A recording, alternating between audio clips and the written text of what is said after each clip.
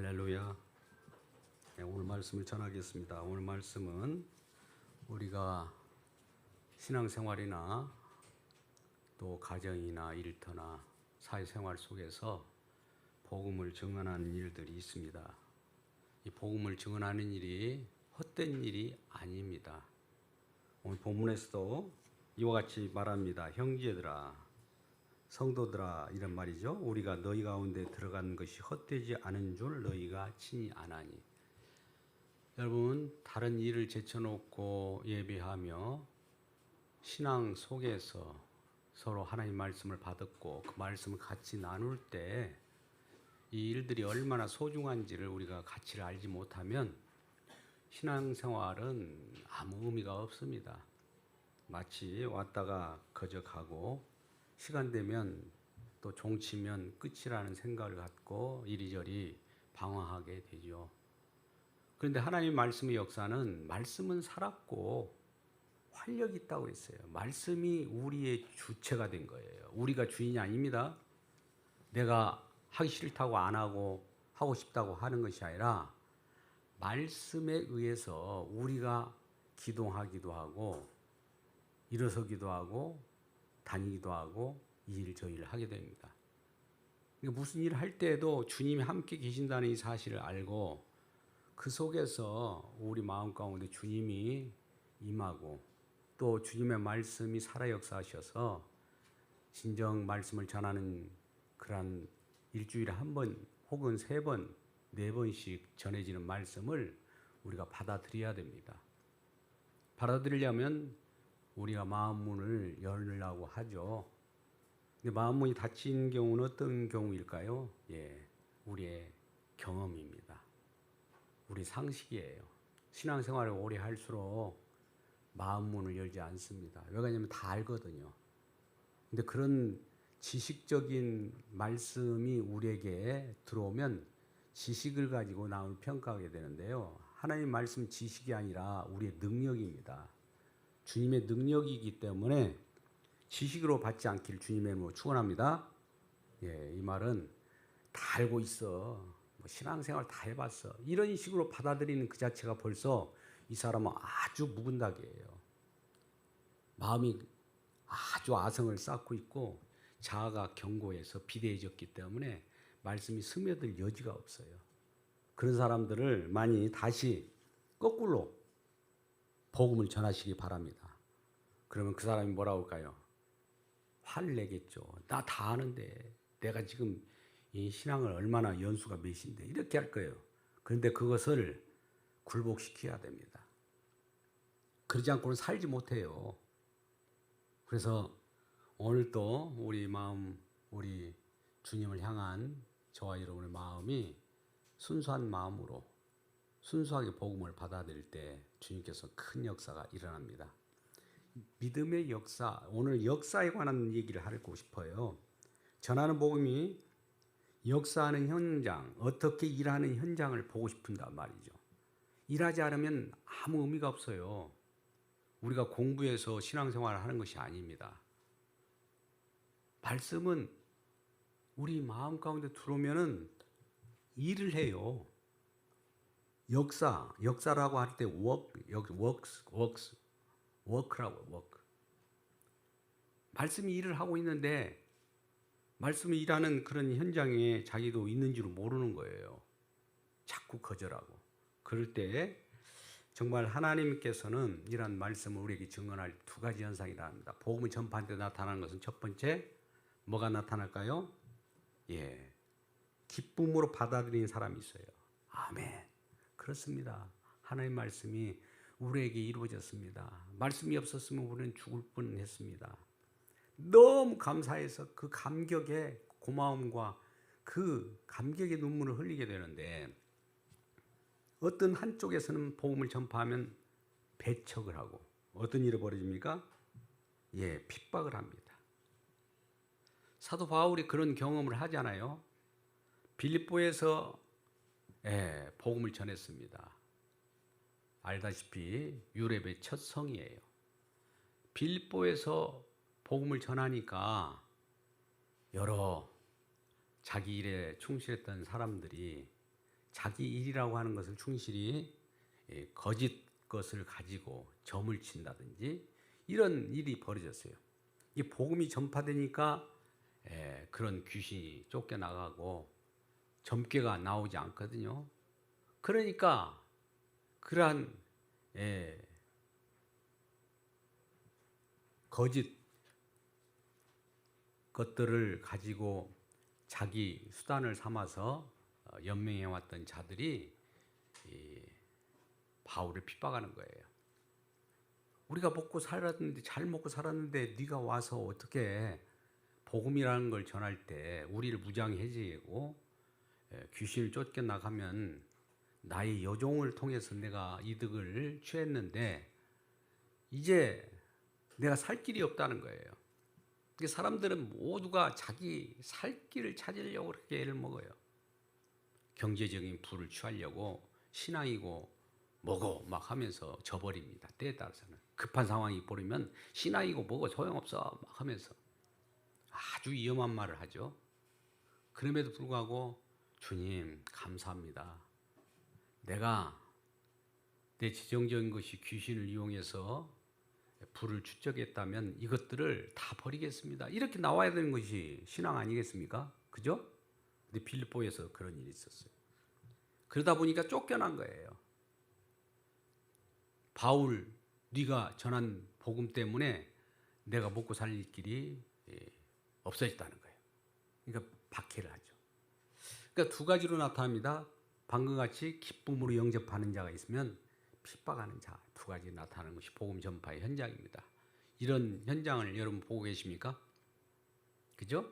예, 이 시간도 이 말씀이 유익이 안 되고 먹고 사는 일에 유익이 안 된다고 하면 이 말씀을 듣지 않을 거예요. 그것보다도 먹고 사는 일에 관심을 두고 그 일을 할 겁니다. 분명히 그 일이 벌어져요. 한번 주변을 살펴보십시오. 그런 일이 벌어지는가 안 벌어지는가.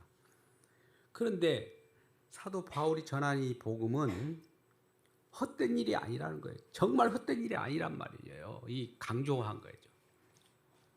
정말 헛되지 않은 줄 너희가 친히 안다. 오늘 말씀을 계속 읽겠습니다. 2절, 3절, 4절까지 읽겠습니다. 너희가 아는 바와 같이 우리가 먼저 빌립보에서 고난과 능욕을 당하였으나 우리 하나님을 힘입어 많은 싸움 중에 하나님의 복음을 너희에게 전하였노라. 핍박과 박해, 고난, 환난 가운데 복음을 전했다는 거죠. 3절 우리의 권면은 간사함이나 부정에서 난 것이 아니요 속임수로 하는 것도 아니라 오직 하나님께 옳게 여기심을 입어 복음을 위탁을 받았으니 우리가 이와 같이 말하면 사람을 기쁘게 함이 아니요 오직 우리 마음을 감찰하시는 하나님을 기쁘게 하려 함이라. 여러분, 복음을 전하는 것은 사람들의 구미를 맞추면 안 돼요. 저와 여러분이 하나님 말씀을 들을 때 때에 따라서 쓴약이 될 수 있어요. 날카로운 칼로 가슴을 찌를 때가 있어요. 뭐 찌르면은 그것이 참 은혜거든요. 말씀이 나를 사로잡는 거, 그 현장인데도 불구하고 이 말씀이 나를 표적했다, 표적 설교를 했다, 막 이런 식으로 받아들이는 사람도 없지 않아 있어요. 그런데 그건 아닙니다. 누가 표적 설교하려고 일부러 설교 준비하면서 저 사람을 표적 설교해야지 이런 생각을 갖는 설교자가 있겠습니까? 물론 그런 교회들도 없지 않아 있다고 해요. 그러나 저는 표적 설교를 해본 적이 없습니다. 공의, 주님께서 지금 살아 역사하시고 감찰하신 그물 앞에서 복음을 전파하기 때문에 사람을 기쁘게 하는 것도 아니요 하나님 기쁘게 하는 거예요. 복음은 첫째 사람을 기쁘게 하는 것이 아니라 하나님을 기쁘게 하는 겁니다. 왜? 하나님이 지금 듣고 계시거든요. 왜? 그렇게 전해야 생명을 살린다는 겁니다. 그래서 이 사도 바울과 일행은 복음을 하나님으로부터 위탁을 받은 거예요. 위탁을 받았다는 것은 위임을 받았다는 거죠. 하나님 대신 전할 수 있도록 그러한 자격을 줬다고 할까요? 그렇게 인정한 거예요. 그래서 사도라 칭함을 받는 거예요. 사도가 전하는 것은 진리의 말씀입니다. 성경 속에 사도의 말씀이라고 해서 사도가 전하는 것이 아니라 사도의 입을 통해서 하나님 말씀하신 거예요. 베드로나 요한이나 바울이나 디모데나 누구라도 하나님의 말씀으로 들어야지 인간의 말로 들어서는 안 돼요. 그리고 우리가 말씀을 들을 때 여기서 전하는 자들이 설교를 말씀 그대로 전하지 않고 여러분들이 상처를 당할까 싶어서 조금 부드럽게 왜곡을 합니다. 저도 그런 경우는 있어요. 여러분이 너무나 말씀을 받아들이기가 쉽지 않기 때문에. 그것도 옳지 못하는 거예요, 사실. 있는 그대로 전해야 되는데 왜곡한다든지 우리의 구미에 맞는 즐겁고 실컷 웃었다. 배꼽 빠졌다. 뭐 이런 식으로 그래야 웃는 재미로 교회 나간다. 이런 사람들 있잖아요. 그건 생명을 살리는 복음이 아닙니다. 그런 개그 콘서트를 여러분 보십시오. 그러면 됩니다. 하나님 말씀은 어떻게 우리에게 임하는가를 보고 이것이 얼마나 중요한가. 헛된 일이 아니고 이거 지금 할 일 없어서 많은 사람들이 이 일을 하고 있겠습니까? 여러분, 제가 할 일이 없어서 이 일을 하겠습니까? 그건 아니죠. 우리 모두가 함께 이것이 얼마나 중요한 걸 알기 때문에, 가치를 알기 때문에 하나님께서 복음을 위탁해서 그 입술에 말씀을 집어넣어서 전하라고 하는 거예요. 그 말씀은 전하졌을 때 어떤 현상이 벌어지냐? 하나님을 기쁘게 하는 말씀이라는 거예요. 그러면 우리 인간들에게는 쓴 말씀일 수도 있다는 거죠. 쓴 말씀이 있을지라도 아멘하고 받아들이십시오. 그러면 그것이 나중에 쓴 말씀이 단 말씀으로 바꿔지게 될 겁니다. 살아가는 현장 속에서 이러려고 나에게 말씀을 쓴 말씀 주셨구나. 현장 속에서 이렇게 살아보니까 주님 말씀 가운데 기쁨이 오네. 어느 한 시 동안에 그 말씀을 붙들고 기도하다 보니 갑자기 쓴 말씀이 기쁨으로 전환되는 그런 경우를 많이 경험하게 될 것입니다.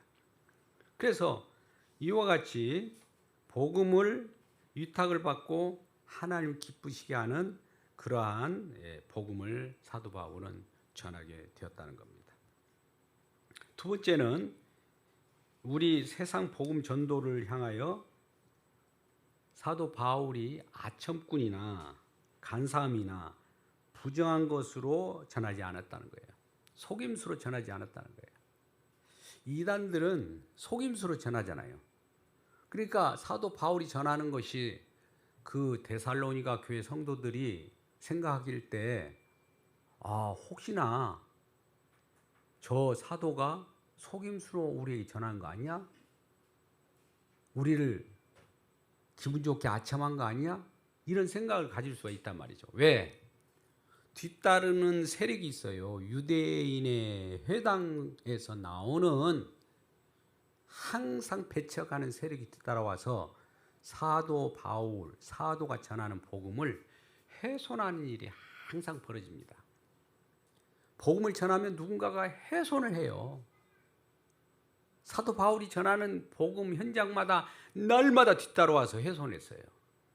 갈라디아 교회 가면 갈라디아 지방에서도 훼손했죠. 소아시아 여러 교회 가운데 복음을 전하고 나면 뒤따라오는 것이 그 거짓 우상을 섬겼던 자들이 와서 또 유대인의 그 전통적인 것을 가지고 뒤따라오면서 사도 바울의 복음을 훼손시킵니다. 그러니까 이 복음을 받아들였던 사람들이 잠깐 또 시험에 들 수가 있어요. 그런 시험에 든 자들이 있을 수 있으니 이 말씀을 전하는 거예요. 그래서 내가 복음의 순수성을 잊어버리지 않도록 많은 사람들이 사도 바울을 전하는 복음을 신뢰성이 없어지면은 그 복음마저도 신뢰가 깨지는 거 아니겠습니까? 그래서 첫 번째 사도라는 권위를 버렸어요. 물론 사도들은 권위적으로 복음을 전하고 여러 가지 그 권위, 카리스마를 통해서 일사불란하게 이리저리 지시할 수도 있어요. 우리 초대 한국 교회가 그런 카리스마로 많은 사람들을 휘젓고 돌아다니는 부흥사들이 많았잖아요. 다 휘젓고 돌아다니니까 그것이 좋은 줄 알고 따라다녔던 사람들 얼마나 많습니까? 저도 한때 따라다녔습니다. 그것이 별로 좋은 것이 아니에요. 그러나 사도 바울은 그런 권위를 내려놓고 오늘날 권위 없는 자처럼, 여러분 유명한 그런 책이 있습니다. 프레드 크레독이라고 하는 자가 권위 없는 자처럼 복음을 전한다는 거예요.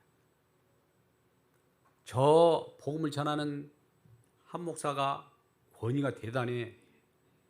저 말은 우리가 저 권위로 내가 들어야 돼. 이러면 안 되는 거예요. 저는 권위 없는 자예요. 그럼 누가 권위 있을까요? 우리 주님 예수님이시죠. 그래요. 주님을 섬기는 봉사예요. 설교가. 제가 이러라 저러라 한다고 여러분들 말을 들을 것 같습니까? 물론 우리 성도들께서는 목사님이 우유부단하고 이리저리 결정을 안 해주고 내버려두고 이렇다고 이 얘기를 해요. 그럴 수도 있죠. 근데 말씀이 일하게 하려면 제가 말씀 아래 부복해야 되고 권위 없는 자가 돼야 돼요. 내가 권위를 부려버리면 사람이 권위가 되는 거예요. 그래서 주님의 권위가 말씀 속의 권위가 여러분들이 속하게 말씀이 우리가 받아들이면 그 권위가 말씀의 권위예요. 말씀이 나를 사로잡지 한 목사가 사로잡는 건 아니지 않습니까? 그러죠? 그래서 순수성을 가져야 된다. 사도 바울도 그래서 사도라는 권위로서 카리스마를 활용하는 것도 당연하지만 그것을 권위를 내려놓았다. 권위를 내려놓고 어떻게 복음을 전했느냐? 유모처럼 자녀를 돌보듯이 그렇게 복음을 전했다는 거예요. 유모가 자녀를 돌보듯이. 여러분 부모님이 자녀를 이렇게 돌보잖아요. 어떻게 돌봐요? 자녀를 막 때리가면서 돌봅니까? 아니면 정말 자녀를 낳은 기쁨으로 자녀가 얼마나 보기 좋아요. 보기 좋은 그것을 더 보기 좋게 우리 주님이 주시는 복음으로 양육시키고 생명을 얻도록 했다는 거예요. 또한 아버지가 자녀를 양육하듯이 복음을 전했다는 거예요. 그러한 권위로 전하는 것이 아니라 유모가 자녀를 돌보듯이 아버지가 자녀를 돌아보듯이 이렇게 돌보는 그런 사역을 했다는 거예요. 권위를 버리고. 두 번째는 뭡니까? 본인도 사람들이 저 사도 바울은 우리가 헌금하는 것을 혼자 그걸 누리고 있다라는 그런 소문이 있었어요. 그래서 친히 밤낮 일을 했어요. 오늘 본문에만 봅니다. 우리 사도 바울이 어떻게 했다고요? 밤낮 일하면서 9절에 형제들아 우리의 수고와 애쓴 것을 너희가 기억하리니 너희가 아무에게도 폐를 끼치지 아니하려고 밤낮으로 일하면서 너희에게 하나님 복음을 전하였노라. 일하지 않고 복음만 전할 수 있는데 일하면서 복음을 전한 거예요. 오늘날 한국 강단의 복음의 현장에서는 일하지 않고 복음을 전하는 경우가 있는가 하면 일하면서 복음을 전하는 경우가 있습니다. 그러면 우리 교회는 어떤 교회일까요? 일하면서 복음을 전합니다. 무슨 일을 해요? 주님의 일? 모든 일이 주님의 일이지만 저도 일을 하면서 복음을 전해요.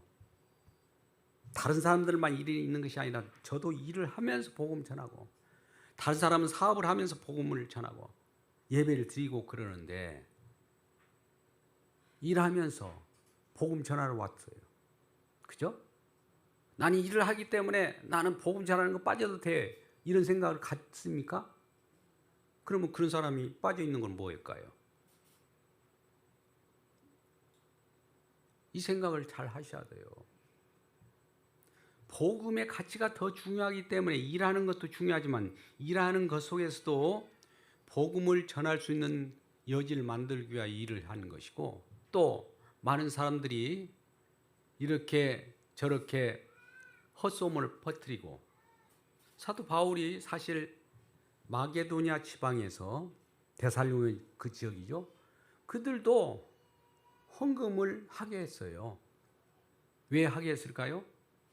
저 예루살렘이라고 하는 모 교회가 심히 힘들고 가난했거든요. 왜 가난했을까요? 기근이 왔거든요. 그럼 이 마게도냐 지역은 기근이나 가난이 없었습니까? 기근이나 가난이 동일했어요. 그럼에도 불구하고 그 많은 헌금 연보를 모든 사람들이 하게 했습니다. 그건 뭘까요? 그가 돈을 걷어가지고 무슨 일을 하려고 했을까요? 그렇게 생각한 사람들이 있어요. 그러나 이 복음을 확인하는 거예요. 이 마게도냐 지방은 지금 이방인 지역이잖아요. 이들이 말씀을 받고, 나는 나의 모든 것은 주님이 주인입니다, 이거를 표현하는 것이 우리가 헌금이잖아요. 주님 거로부터 왔기 때문에 주님께서 주님 앞에 드리는 그러한 내용이잖아요. 저들도 주인이 바뀌었구나를 저 예루살렘 교회에 헌금하면서 그들과 결합할 때 하나가 되는 거예요. 그런데 저 사도 바울은 우리가 헌금한 것을 저들이 썼을 거야.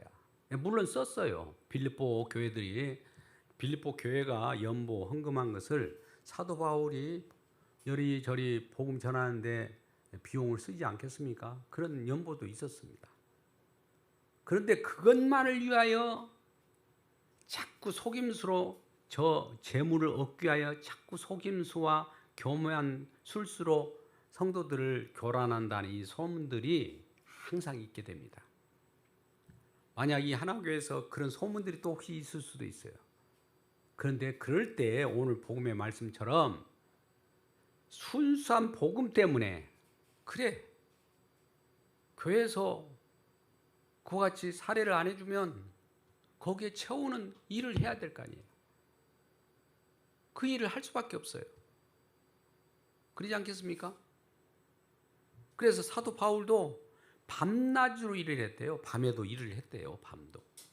낮에도 일을 하고. 저도 밤낮 일을 합니다. 너무 많아요. 막 복잡해, 사실.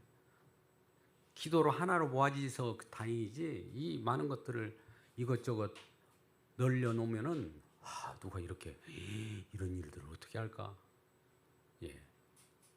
그렇게 생각할 수도 있어요. 그래서 복음의 순수라는 건 복음이 훼손될까 싶어서 첫 번째 사도의 권위를 내려놓고, 두 번째는 자비량으로 밤낮으로 직접 때에 따라서는 밤에 일하고 낮에 복음 전도하고, 또 밤에 전도하고 낮에 일하고, 이런 식으로 계속 9절의 말씀 보니까 그렇게 복음을 전하였다는 겁니다. 자, 이런 내용을 볼 때 얼마나 사도 바울이 순수한 복음을 그 자체를 전하려고 애썼던 그런 모습을 보게 됩니다. 이제 이런 복음이 전달되다 보면 어떤 일이 벌어지느냐? 이제 이 복음은 각 데살로니가 교회 성도들 마음팍에 탁 꽂히는 순간에 그냥 이론으로 말로 끝나버리는 것이 아니에요. 복음을 들었어요. 들었어. 이제 안녕히 계세요. 알았습니다. 하고 그냥 또 한 주간 가고, 그 다음에 또 복음을 들었어요. 잘 들었다니까요. 하고 또 이 쳇바퀴 돌듯이 계속 도는 것이 아니라, 복음이 가슴팍에 딱 꽂히는 순간에 이게 이 복음이라는 놀라운 그 활력이 막 움직이게 합니다. 막 움직이게 한다는 말이에요. 그 말씀이 12절, 13절 말씀입니다. 한번 읽어보세요. 이는 너희를 부르사 자기 나라와 영광이 이르게 하시는 하나님께 합당하게 행하게 하려 합니다. 하나님께 합당하게 행하게. 뭔가 믿음이, 복음이 우리 가운데 들어오면 뭔가 막 나타나요. 더 구체적으로 13절에 이러므로 우리가 하나님께 끊임없이 감사함은, 하나님께 감사하는 것은 데살로니가의 성도들이 막 그 마음 가운데 너희가 우리에게 들은 바, 우리에게 뭘 들었어요? 복음을 들은 바, 하나님 말씀을 받을 때 사람의 말로 받지 아니하고 하나님의 말씀으로 받음이니 진실로 그러하도다. 하나님 말씀을 받아들이다 보니까 사람 말이 아니라, 권위 없는 이 인간의 말이 아니라 권위 있는 하나님 말씀을 받고, 권위 없는 이 설교자는 그 아래 부복할 때 하나님의 말씀이 어떻게 너희 믿는 자 가운데서 역사하느니라. 역사가 뭐예요? 일하는 거예요. 일. 뭐가 일했어요? 말씀이 전해지니까, 복음이 전해지니까, 복음이 내게 딱 들어오는 순간에 데살로니가의 성도들이 마음에 들어오다 보니까 이 말씀이 가만히 있는 것이 아니라 그 말씀을 받은 자들을 이리저리 막 일하게 해요. 무슨 일을 하게 했을까요? 네? 그 일이 우리는 뭐 열매라고도 하고 뭐 이 믿음에 따른 결과라고도 하는데, 그 뭐예요? 뭐가 나타날 거 아니에요. 가만히 있지 않아요.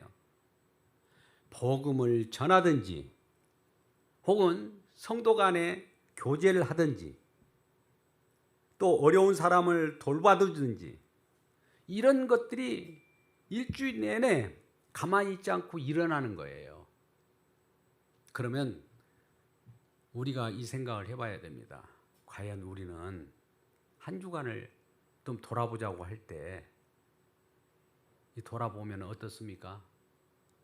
지난주에 그 자리에 그대로, 다음 주도 그 자리에 그대로, 그 다음 주에 그 자리에 그대로, 이런 생각을 가질 수 있잖아요. 그럴 때 자기 자신을 돌아보세요. 과연 주님이 나를 지금 내 안에서 일하시고 계시는데 과연 일하고 있는가? 말씀만 듣고 받고 그것이 정보, 지식으로 가만히 있는가? 지식은 쌓을수록 점점 두꺼워집니다. 말씀은 그 지식을 뚫고 그 지식을 해체해야 되는데 지식이 다 사로잡아요. 어떻게 사로잡습니까? 알아, 말씀. 좋구나. 어제도 좋고 오늘도 좋구나. 다음 주도 좋겠지. 그렇게 생각하는 거예요. 그런데 말씀이 임한 자들은 어쨌든 복음이라고 하는 것이 내 안에 들어오면 그것이 예레미야처럼 불의 방망이처럼 사로잡아서 뭔가 전하든지 섬김을 하든지 봉사를 하든지 성도들 간의 교제를 통해서 어려운 사람을 돌아보든지, 안 나온 사람들이 있다면 전화해가지고 여러분을 교제하든지, 이런 일이 벌어지는 거예요.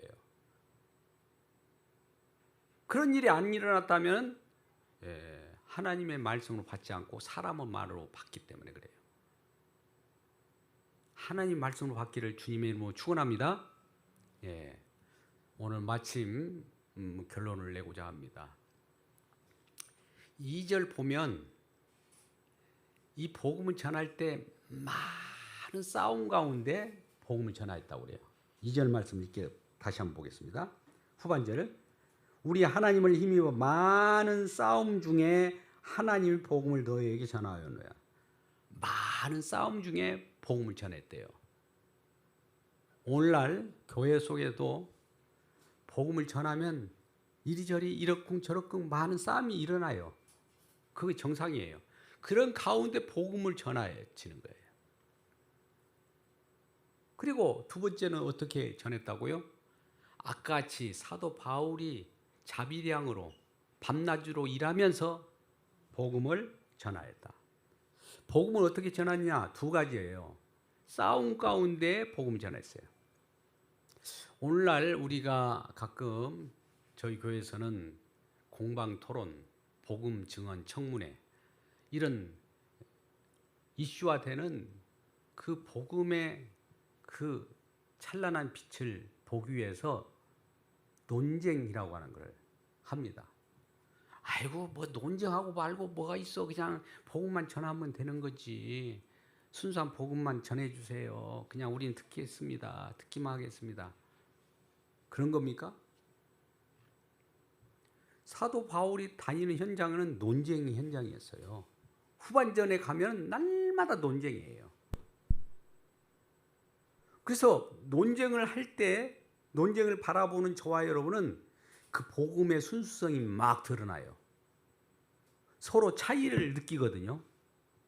뭐가 옳은지 뭐가 그른지를 어떻게 알아요? 복음이 나타나면 복음 아닌가와 비교해서 논쟁이 일어나거든요. 그러면 더 뚜렷한 복음이 찬란하게 비교돼서 야 이게 진짜 복음이구나.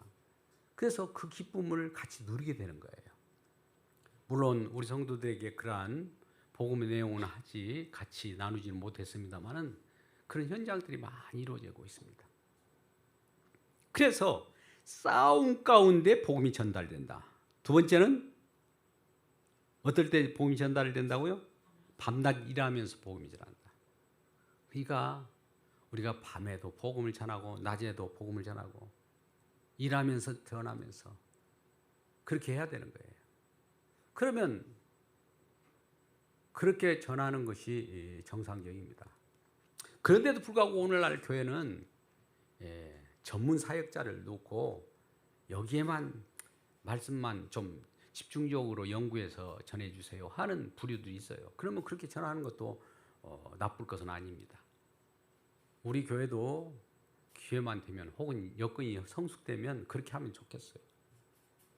그래야 저도 조금 일해서 쉬고 말씀만 전할 수 있는 기회만 있으면 더 좋지 않겠습니까?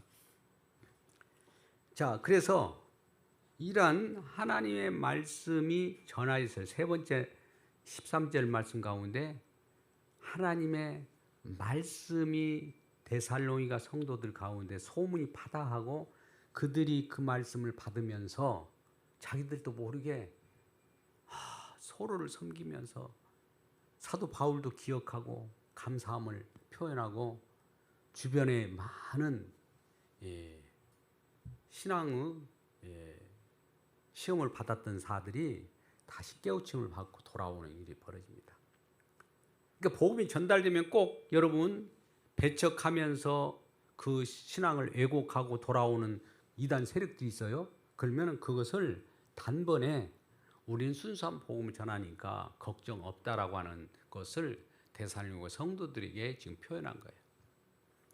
자, 그러면 오늘 설교 말씀의 설교 제목을 한번 생각해 보자고요. 복음이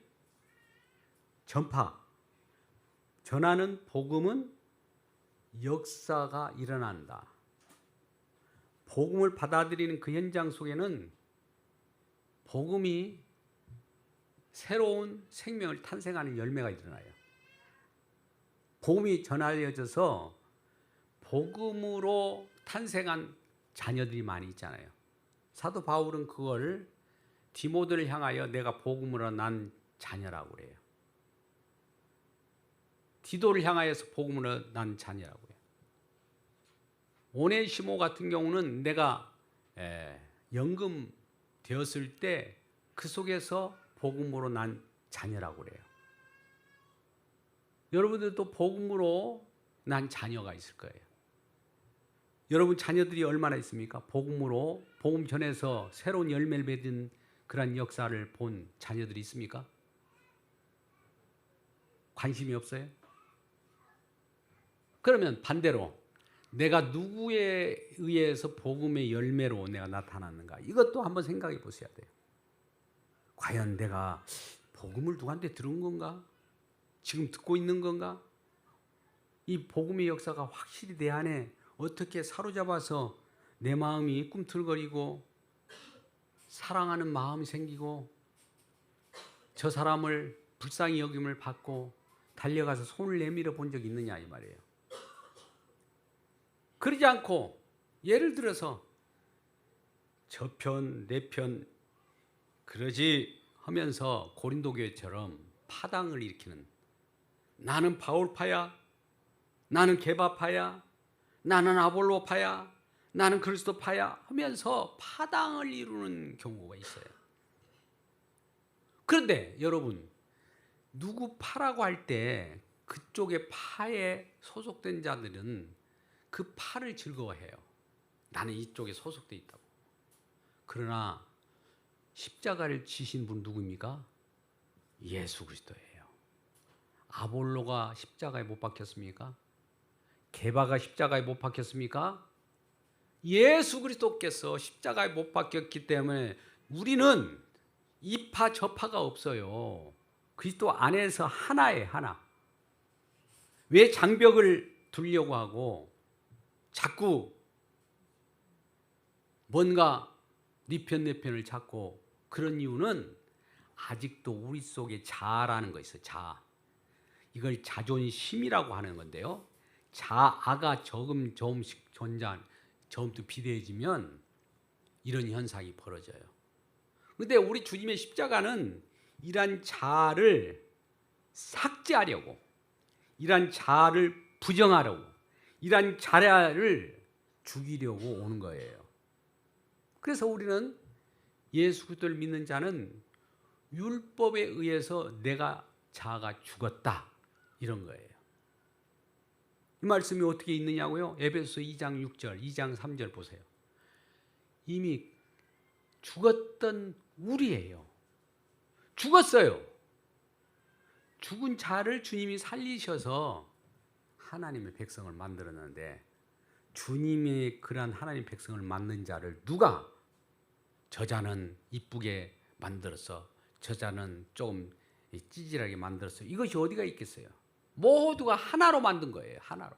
그 안에 어떤 이 차별이 없어요. 다 은혜 가운데 복음의 열매로서 주렁주렁 맺히는 귀한 그런 역사가 일어나는 겁니다. 이게 하나님의 일하심이에요. 우리가 일하는 거 아니에요. 하나님의 일하는 것을 알고 내가 무슨 일을 하더라도 주님께서 지금 이 나를 이 일을 시키는구나, 이것을 생각하면서 주님께 감사하고 주님의 역사로 말미암아 이루어진 모든 일에 주님께 오로지 감사하는 우리 모두가 되기를 주님의 이름으로 축원합니다. 기도하겠습니다. 아버지 하나님 감사합니다. 오늘 또 복음의 전파가 헛되지 아니하여 그 어떤 시간보다도 먼저 다른 일을 제쳐놓고 주님 앞에 예배드리며 말씀을 듣습니다. 이 말씀이 사람의 말이 아니라 하나님의 말씀이기에 귀하게 여기고, 이 말씀이 내 마음 가운데 부딪히고 말씀이 살아 역사하셔서 진정으로 하나님의 놀라운 사랑이 전달되게 하시고 이웃을 살펴보게 하시고 주님의 사랑을 전하며 복음을 전하는 귀한 현장 속에 우리가 그 속에서 감사가 넘쳐나게 하여 주옵소서. 온 성도들 한가운데 어려운 일은 자들을 찾아가 주시고 그들 마음을 두드리게 주셔서 혹시 게으른 생활을 하지 않도록 도와 주옵소서. 주님의 역사가 이루어질 줄 믿사오와 예수님의 이름으로 기도드리옵나이다. 아멘.